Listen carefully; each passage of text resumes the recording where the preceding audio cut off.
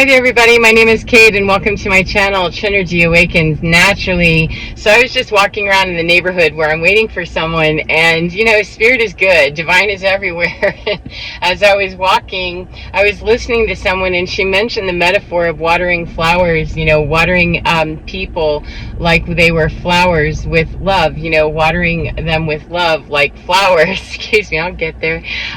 Watering flowers with water is similar to watering people with our love. And I want to expand on that because it was so profound when I heard that there is such a need for hungry, dry flowers to be watered. And similarly with people who are incredibly hungry for, affection or to be noticed and proper love, because we can be noticed for all the wrong reasons. And attention seeking is a major problem because we're trying to fill a void somewhere, and everybody is subject to that. It doesn't matter who we are, but especially if we've been emotionally neglected or we're still disconnected on the outside and the inside. Wow, that's a void that when we come across a master gardener, who can help us with our, very dry, arid, and very thirsty garden, we want to cling to that and say, well, water it more, water it more. And here's what came to me in that is that when we come across people who have been emotionally neglected, or they're disconnected, or they have very shallow relationships, and yet they feel the pull and the depth to want to be watered by someone who is an emotional gardener, for instance, a healer of some kind, or just somebody that's tapped into divine, whether they call themselves that or not, but they're very genuinely and generously seeing this poor, pathetic little flower and seeing beyond that, because they know that seed, the potential was already held for the whole entire oak tree to grow into its being, its glorious oak tree self, just with that little acorn, just the same as whatever it would be, else that you would be growing, flower, vegetable, whatever. Doesn't matter, the seed of potential of what we already know that looks like, excuse me, is already encoded. Humans aren't quite so simple, we have a little more digging to do than, the oak tree already has its patterning and answers to that. Humans do also, kind of, sort of, and yet we can alter that by, taking ourselves away from nourishment, or declining the opportunity to be watered, or being neglected during the critical growing stage of our, seed needing very much, very nurturing and careful attention in the very early stages. And so we've learned how to, just kind of go without. And an adaptation I came across, interestingly enough, that folds into this, of course, is I was in Fairplay, Colorado, which I don't remember. I think it's Tomahawk. I don't know, something wilderness. I don't remember, state wilderness area or something. I don't know. The trail I was on, however, was on a river, or a creek at that place, and up about a half a mile, 3/4 of a mile up in, is a huge rock slide that's natural. The formation, I don't really know what that rock formation's about. I just know that I started walking and saw a sign that said that the ancient forest was there. And I thought, this ought to be cool. I didn't know that that's what was here. I just knew that I felt the inspiration to go find something new, and that's what came to me. And so I walked up there, and there's this huge rock slide. I'm having to, literally walk over. Very precariously, very unstable, nothing flat, no ground, just nothing but rock, because we're walking across an entire rock slide that who knows how many hundreds of years that's been in play. And in the middle of this, I was finding it a little difficult to believe that there's an ancient forest in this. Where is that?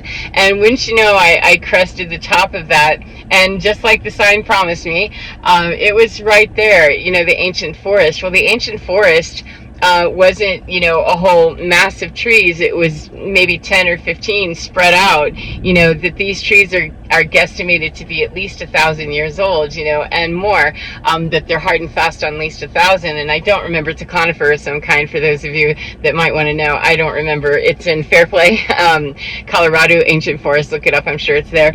But there was, in the middle of nowhere, Spirit's good. It just aligns stuff so divinely. It's just beautiful that I'm walking with my dog. There's nobody on the trail. There's nobody in the parking lot. There's another entry point about 3 miles the other direction, and that's where some people had come from. And I've crested up over the top of it, and I hear voices, and I'm thinking, Okay, that's unusual, because there's no trail here except me. And where do these people come from? I didn't know there was another trail entrance down the road that they were coming up. But I heard, just kind of cute, wonderful, delightful, I'm in love, with this person, laughter and giggling and tittering and what have you. And wouldn't you know, it was a beautiful couple that were taking pictures and just thoroughly enjoying, this tree. And I felt kind of weird because, they were having a moment. However, I'm over here kind of teetering on rocks and really need to move forward, and my dog is, he's trying to teeter as well, and his paws are kind of slipping around, and so I kind of advanced, not to squish their moment, however also not to be there, looking like I was lurking or appearing to be or anything like that.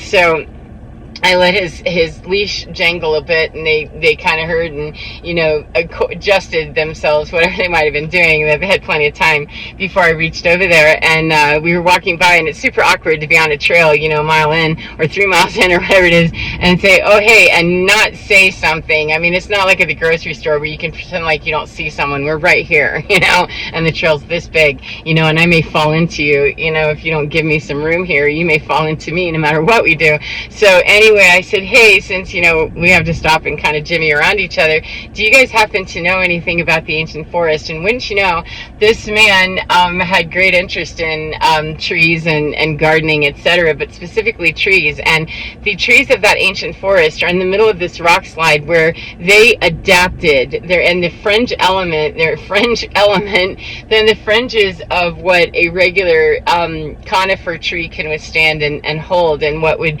be in elevation to deal with both the elevation, the lack of water, the lack of resource, and having no real, place to do anything except let their roots go deep and pop up somewhere else. And they're in, the adaptation of survival mode. Essentially, 1,000 years later, they're still standing. And those areas of the tree that are dead are quite dead, and they look so. However, they shoot out and they extend other directions. They don't go up any further, I understand. However, they go shoot out in another direction, and so that will start to, you see these beautiful bends, and it starts to grow. But that was an adaptation of what it knew to do, which is survive. That was what was coded in the seed of that tree. The seed of you, the seed of me, is to survive. And so its adaptation was to do what it had to do to learn how to survive on very little water.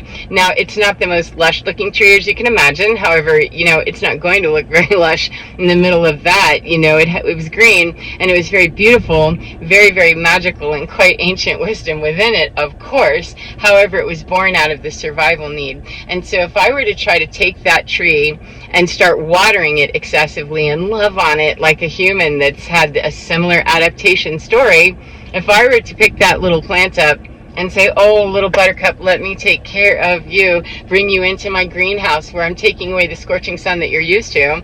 I'm going to temperature control this like you're not used to, and I'm going to nourish you the way that, a tree down in lower elevation would be, that had more hospitable environment for it to grow up in and be a tree. Let me treat you like that.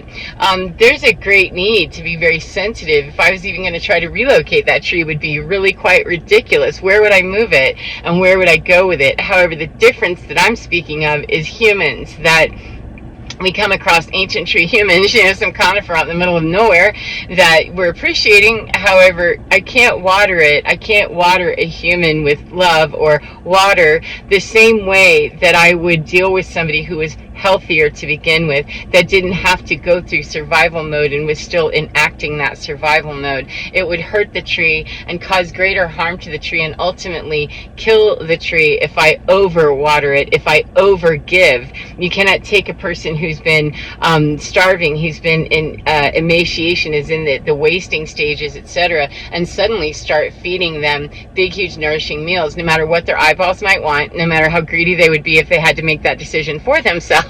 You can't design your meal plan. You're not going to be able to do that. You need an expert who knows how to bring your nutrition back into you in a way that, even though you really want more and you're hungry for that, and I finally found that we cannot do that. That is a slower process in order to understand your body's needs, your flowering needs, and to help you recover and get over the survival mode you are in, we're going to need to feed differently. We're going to need to start with very bland stuff and very strict monitoring of that. If we take this into a refeeding program, we're out of the forest now, follow with me, catch on. But if we were to take a human and just give them a Big Mac or whatever, because that's what their mind wanted. I haven't eaten in a real meal in 10 years and I'm so hungry, I want this. That would actually cause their system to go in overload and to abuse them in a way when we knowingly go into that and just start meeting the hungry need of somebody that, no, we need a more qualified person who can take this job on. And so when we're meeting people that have been in emaciated states of, their connection to their source, their water source, their food source, their nutrition, and we start trying to overlove them and overgive to them, many times they have no discipline in how to feed appropriately. They're messy eaters, they're sloppy eaters, and they're greedy eaters. And so overwatering, overgiving, and over managing that feeding process by allowing that person to manage for themselves really does not go well. That's why I'm pretty strict, in how I deal with people that I know are super hungry. Like, I get it, I understand, I totally do. However, I can't have you eat through 9 days worth of groceries that's supposed to be 9 months from now. You're going to plow through those, my resources, the resources of me, you will plow through those 11 and leave me completely empty. My fridge and my cupboards will be bare because you need to have better monitoring and someone that's more aware of this process than 1122 than you've ever known before. That yes, I do have food, however, no need to be angry and punching me in the face because I'm telling you, you need to start with broth. Let's start with this and not be having our eye on that steak just right now. Or if you have your eye on the steak, just know that only your eye can be on that for as long as you want me to be part of your refeeding process. And unless you have someone that really can understand that and is willing to do that 1144 and let your expertise walk in the door, it can be quite painful because people do get angry and they think, well, you have food, why won't you give it to me? You have love to give to me, why won't you share it with me? Because you've got to feed slowly to understand how to grow the discipline. You live in a new land where you're not having to be in survival mode. You don't have to be emaciated and starving. However, you literally cannot safely, without endangering your entire body and imminent death, if you were to just suddenly allow someone to walk in and order whatever they want to off the menu. That can throw the system into such a shock that it is unkind whenever we know that. There's no refeeding nutrition specialist that would agree with anybody just being allowed to go from emaciation and eating 300 calories a day or something crazy to suddenly they're going to go on to a 2,000 or 3,000 calorie diet. That is moderated as it's titrated up and it's moderated as it's titrated back down to meet the actual nutritional needs. Now, unless you have somebody that's an energy worker and knows how to do that very well, or you are a very healed person that you know how to do it well with yourself, we can get into problems. You can run into problems with people who just think we're withholding and then they're angry, or they don't understand the need to, we're going to need to not talk for a few days, just chew on what I gave you, and be very grateful for that because you're in 1313, a refeeding program, friend. However, I'm not your source of nourishment.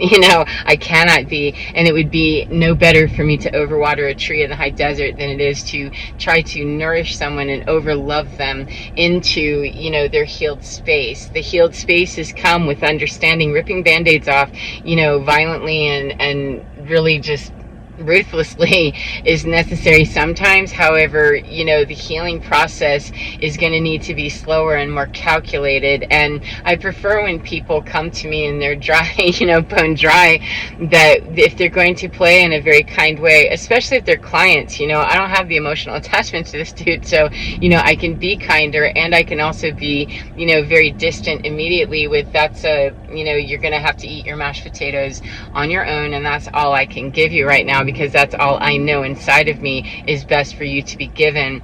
And when people really feel like they need more, they're hungry for more, is yes, there is going to be that, and that is the moment of time to say, I appreciate being able to even notice that I'm hungry anymore. I didn't used to even notice that I wasn't hungry. So being able to have the small appreciation and help people see that can you find the gratitude there in that?